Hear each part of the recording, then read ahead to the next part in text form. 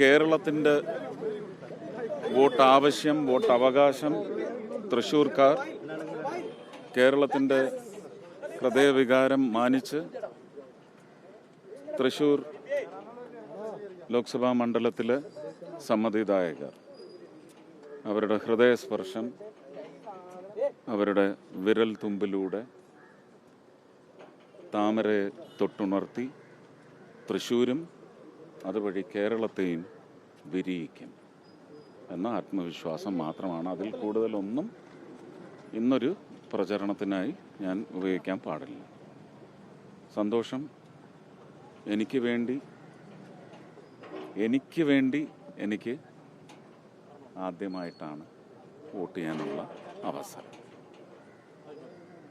അതാണ് ഏറ്റവും വലിയ മഹത്വമായിട്ട് കാണുന്നത്. അതുകൊണ്ട് തന്നെ ഒന്നാമത്തെ വോട്ട് ചെയ്യണമെന്ന് ആഗ്രഹിച്ചു. പക്ഷേ അന്നേരേക്കും സീനിയർ സിറ്റിസൺ എത്തി, പിന്നെ ബൈസ്റ്റാൻഡർ ഉണ്ടാവും. പിന്നെ ഞാൻ അത് 10ാമതായിട്ട് വോട്ട് ചെയ്യാമെന്ന് നിശ്ചയിച്ച് പോയി.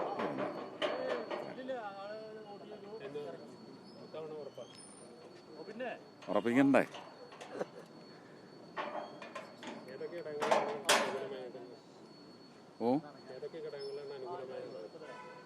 എല്ലാ ഘടകങ്ങളിലും കഴിഞ്ഞ 10 വർഷത്തെയെങ്കിലും MP-മാരുടെ പ്രവർത്തനം അത് ജനങ്ങളുടെ അവകാശങ്ങളിലേക്കാണോ ആ പ്രവർത്തനം ചെന്ന് തിലകം ചാർത്തിയത്, അല്ലെങ്കിൽ അവരെ ഒന്ന് സാന്ത്വനിപ്പിക്കാനോ സമാധാനിപ്പിക്കാനോ അവരുടെ ലഭ്യതകൾ വഴി ആ വിലയിരുത്തൽ തന്നെയായിരിക്കും. അത് മാത്രം മതി വിജയിക്കാൻ ഏറ്റവും നല്ല ഘടകം.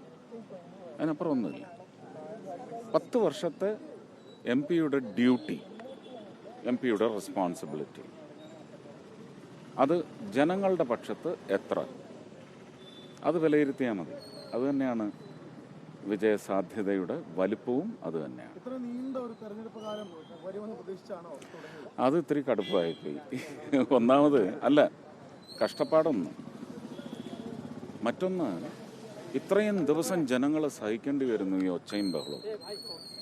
ഇത്രയും ദിവസം സമ്പർക്കമെന്ന് പറഞ്ഞ എത്ര പാർട്ടിക്കാരാണ് കയറി ഇറങ്ങുന്നത് വീടുകളിൽ? എത്ര ചെലവാണ് അധികരിച്ചു പോകുന്നത്? 95 അല്ലെങ്കിൽ 97 ലക്ഷമേ ചെലവാക്കൂ എന്നും പറയുന്നു. ചെലവാക്കാവൂ എന്ന് കർശന നിർദ്ദേശം.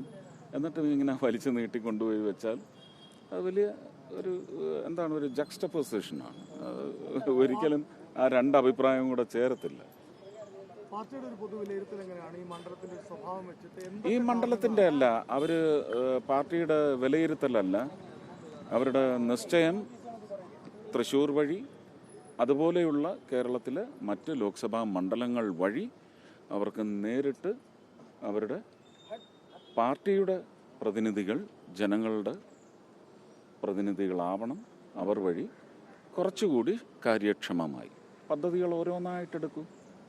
കേരളത്തിൽ മാത്രം എന്തുകൊണ്ട് മുദ്ര എടുക്കൂ? കേരളത്തിൽ മാത്രം എന്തുകൊണ്ട് നമ്പേഴ്സ് കുറയുന്നു?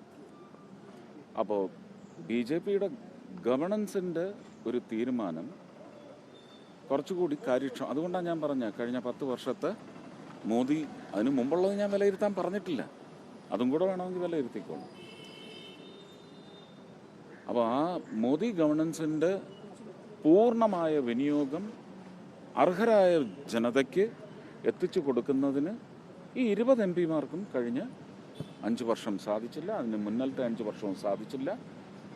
അവരുടെ സ്വന്തം MP-മാർ വഴി അത് ചെയ്യണമെന്നുള്ള അവരുടെ ആഗ്രഹമാണ്, അവരുടെ പ്രതീക്ഷയാണ്, അവരുടെ പ്രാർത്ഥനയാണ്, അവരുടെ ആത്മവിശ്വാസം.